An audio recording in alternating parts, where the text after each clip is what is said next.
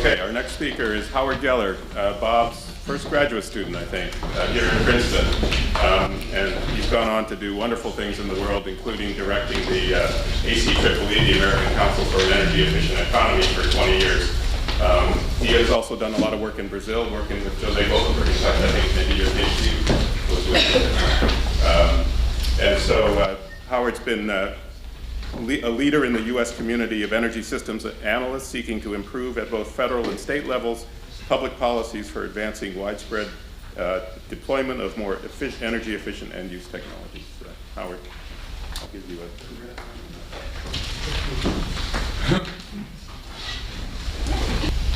Thank you very much, Eric, and thank you, Bob. It's a pleasure to be here. I really appreciate the invitation, and it's a real honor to be part of this event.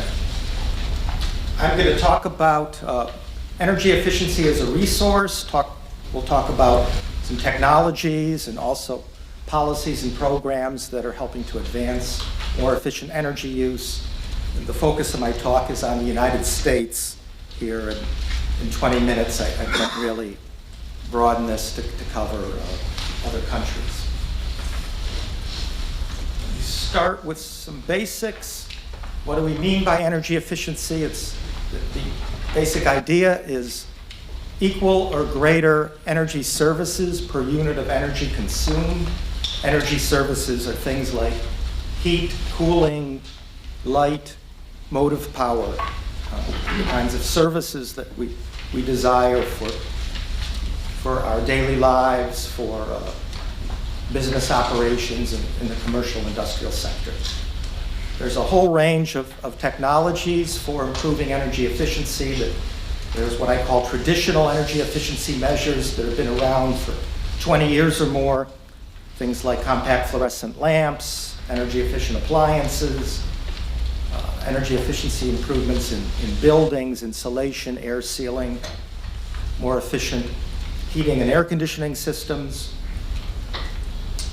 energy efficient motors, variable speed drives, low emissivity windows, windows with films that reflect heat back in the winter and keep solar radiation out in the summer, control systems, industrial process improvements, many other technologies. But energy efficiency isn't a finite resource. There's new technologies being developed and commercialized all the time. Here are some of the newer technologies that were not commercially available 10 or 15 years ago. LED lighting, light-emitting diodes are now available for all forms of lighting applications, residential, commercial, industrial, street lighting. We now have communicating smart thermostats that can be controlled through the internet or from our smartphones. New generation of energy efficient windows with electrochromic features. An electric signal can convert windows from transparent to opaque and back. There's a new generation of variable speed air conditioners and heat pumps that where the output, the cooling or the heat output is variable and can be matched to the demand, which increases energy efficiency. There are now heat pump water heaters and heat pump clothes dryers that are commercially available, far more efficient than the traditional electric resistance water heater or clothes dryer. As Tomas mentioned, there's now the possibility of highly efficient buildings and homes that are integrated with generally rooftop photovoltaic systems so that the energy production of the building exceeds the energy consumption on an annual basis, what we call net zero energy buildings. And of course, there are lots of opportunities in the transportation sector, primarily highly efficient electric vehicles for efficiency improvements in passenger transport. Just wanted to talk for a minute or so in one of these areas to illustrate the opportunity that energy efficiency and energy efficient technologies provide. LED lighting is a huge opportunity in the lighting area. As I said, there's now LEDs that have sufficient light output and light quality to basically substitute for any other type of lighting. The efficacy, the light output per watt of power consumption has been increasing quite dramatically in recent years. Oh, sorry about that.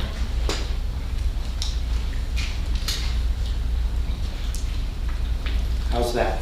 Better? Yeah. I apologize.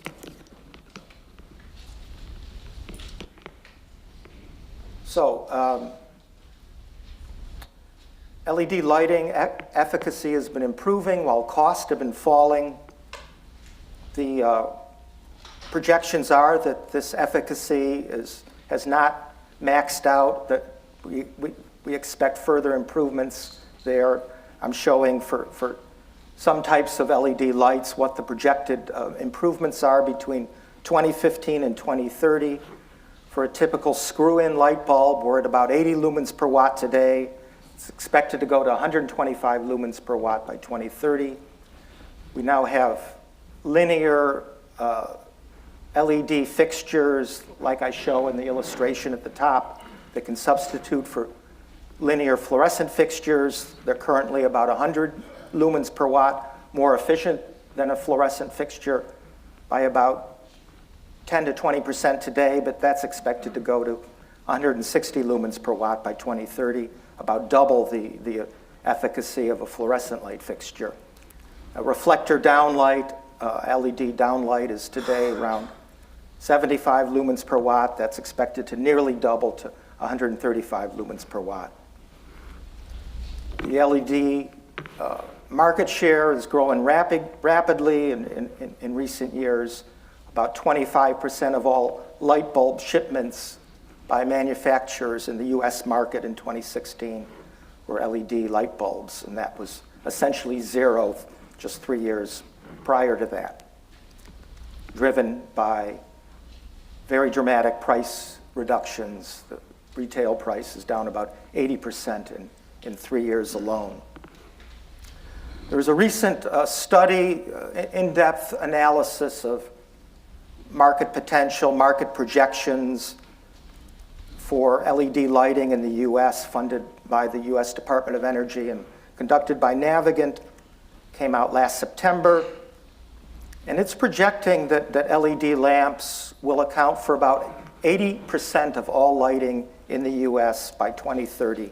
We have about 7 billion lights and light fixtures, expected to grow to about 8 billion, and projection is that 80% of our lighting will be LED lighting by 2030.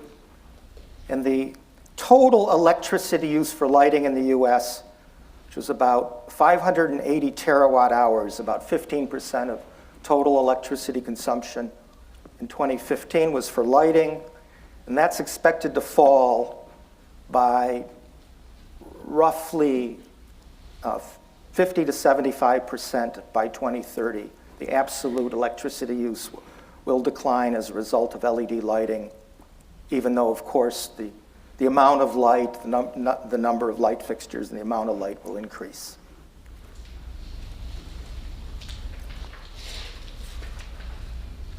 So, a major driver of energy efficiency is basic cost effectiveness. Energy efficiency, when looking at the cost for saving energy, the levelized cost for saving energy from the range of energy efficiency technologies for saving electricity, the price is in the range of 2 to 4 cents per kilowatt hour. It's still the lowest cost resource.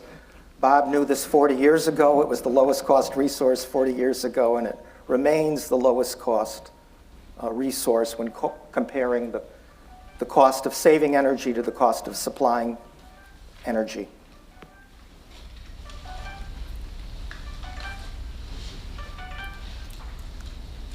So what has energy efficiency contributed in the US? This chart shows the actual energy use on the lower line. We're at about 100 quads, 100 quadrillion BTUs. If energy use had been increasing at the same rate as GDP since 1980, we'd be up at around 200 quads total. This chart shows the analysis of how much of the reduction in energy use has come from energy efficiency improvements compared to structural changes in our economy. Of course, the shift away from energy-intensive manufacturing towards less energy-intensive industries, as well as the shift from the industrial contribution to GDP, the shift towards more commercial activities has reduced energy use. But energy efficiency improvements are estimated to account for about 60% of the total reduction and structural change for about 40%.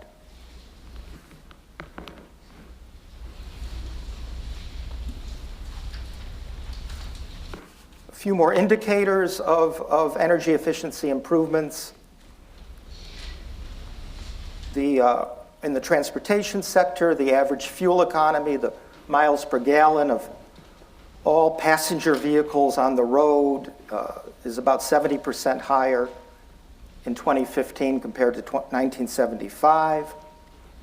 The energy use per home on average has fallen about 30% between 1975 and 2015, even though our homes are larger and have more appliances, more services.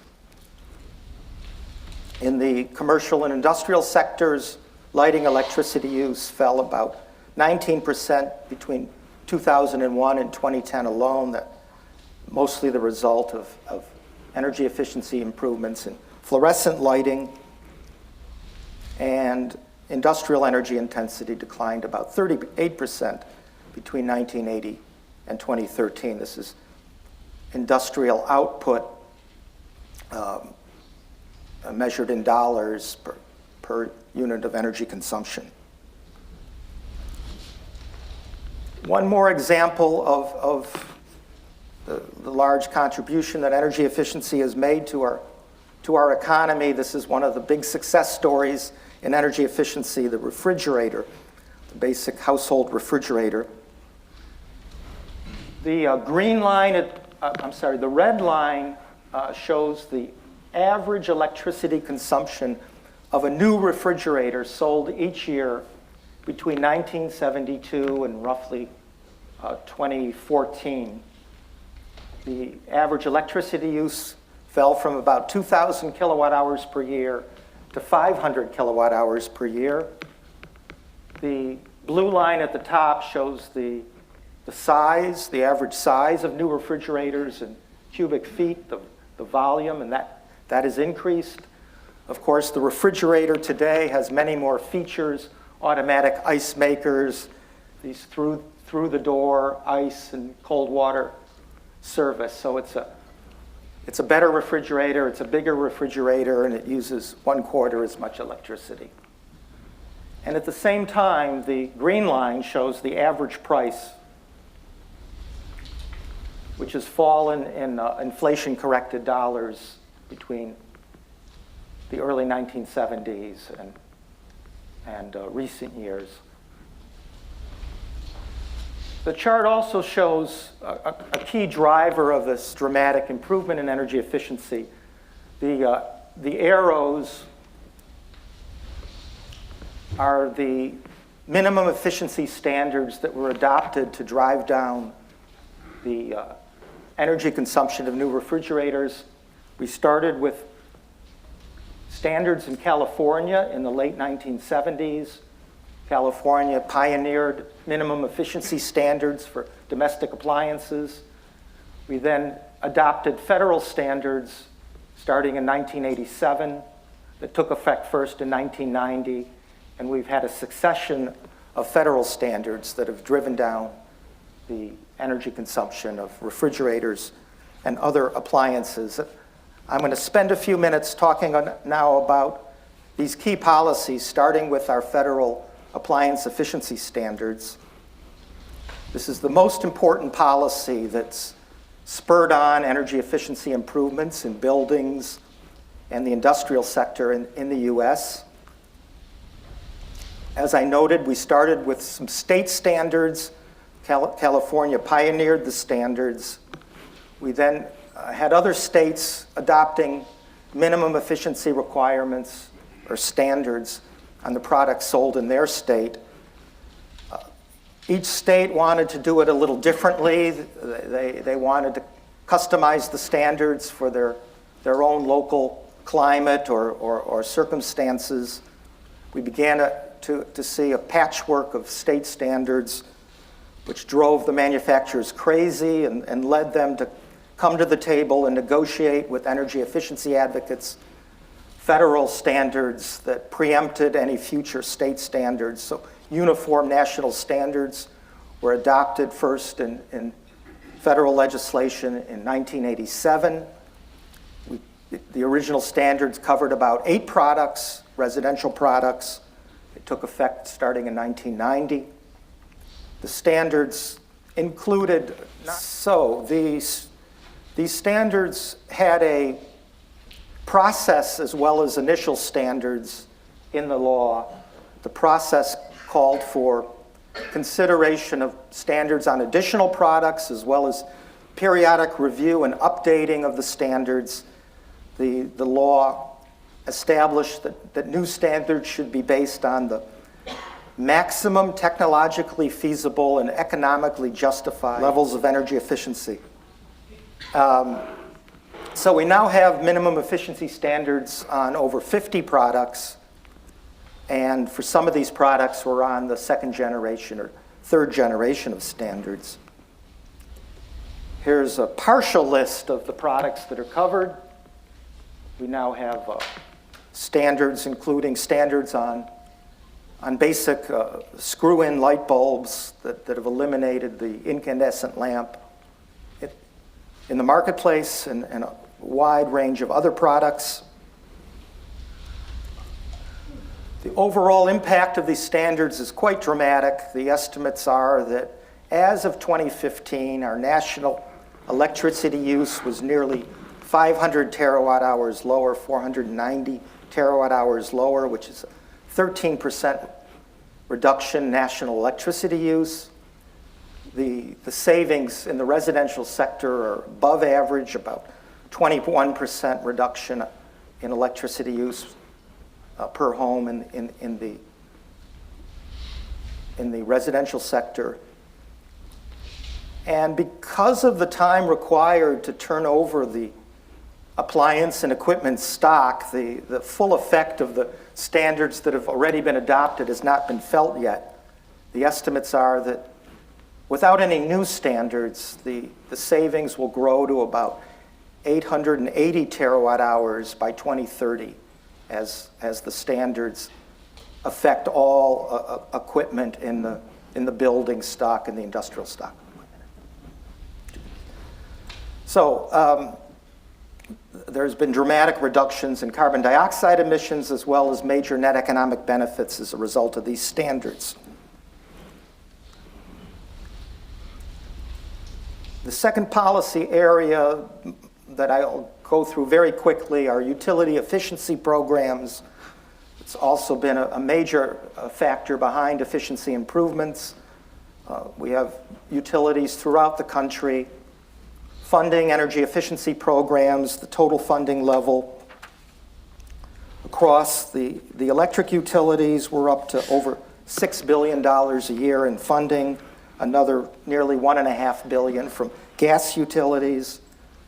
The electric savings from these programs has increased year after year, particularly in the last decade. We're up to about 200 billion kilowatt hours, 200 terawatt hours of savings from these utility programs as of 2015, which is more than a 5% reduction in national electricity use. The programs have been driven by policies adopted state by state, energy savings goals or requirements, policies to ensure that utilities are not losing money when they help their customers to save energy, and even allowing them to earn a profit from investments in efficiency programs for their customers. Another policy called integrated resource planning, where utilities are required to compare the cost of saving energy, looking at energy efficiency as a resource, and requirements for investing in the energy efficiency resource before new supply side options if energy efficiency is the most cost-effective resource. We've also had building codes. 5 minutes, thanks. Building codes have been another important policy for driving efficiency improvements in new buildings. And if we total up the savings from these key policies, the orange bars at the bottom are the savings from appliance efficiency standards. The blue, light blue bars above them are the savings from utility efficiency programs. There's also contributions from building codes.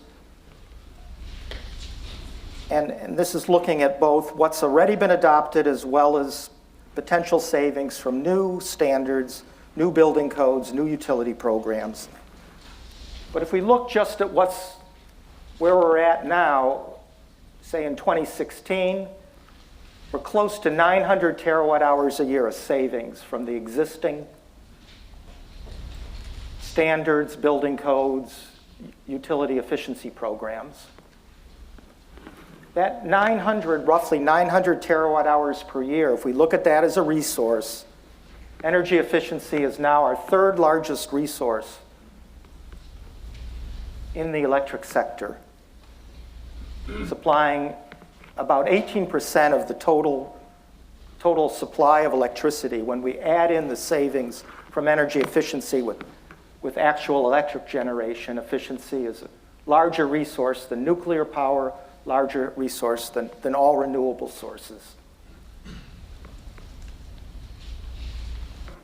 And if we go back and look at the potential contribution here, as energy efficiency grows in the future, we're looking at on the order of 2,000 terawatt hours potential from energy savings by 2030. And if that comes to be, energy efficiency has the potential to be our largest energy resource by the year 2030. 2,000 terawatt hours would be equal to about half of total national electricity use. And if we add savings and supply, energy efficiency is about a third of the total.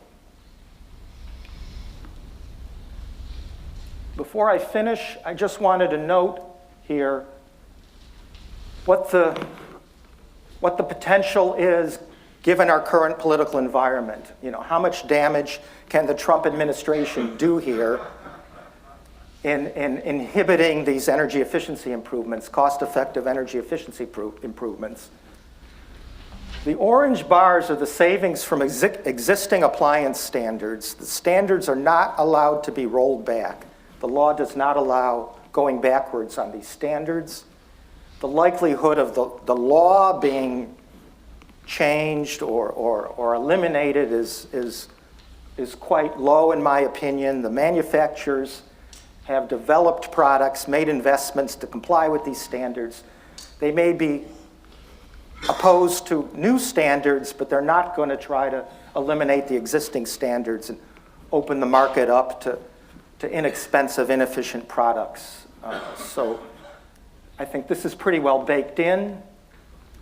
This is utility efficiency programs, existing and new programs. These are programs that are based on policies adopted at the state level by state utility commissions. We have no federal policy requiring utility efficiency programs, even incentivizing utility efficiency programs. States will continue to support utility energy efficiency programs. They're the least cost resource. That's not likely to change. Building codes are also adopted at the state or local level. There's no federal requirement for building codes. We're not likely to see new federal appliance or equipment standards promulgated by the Trump administration in all likelihood, but most of the savings, in my view, cannot be or will not be reversed or stopped by the Trump administration. So I'm still optimistic that these energy efficiency improvements driven in the marketplace as well as by policies in place or adopted at the state and local level will continue a strong push for greater energy efficiency and the realization, if not the full 2,000 to 2,500 terawatt hours of savings by 2030, at least a large part of that. Before I can conclude here, I wanted to recognize another individual. We're mainly recognizing Bob here today, but there's been another key leader, a colleague of ours, another physicist that's been extremely important for the whole energy efficiency movement in our country in the past 30 to 40 years. That's Dr. Arthur Rosenfeld, who passed away this past January, but it was a great leader in the energy efficiency movement, and another individual I just wanted to recognize before finishing my talk here. So thank you very much.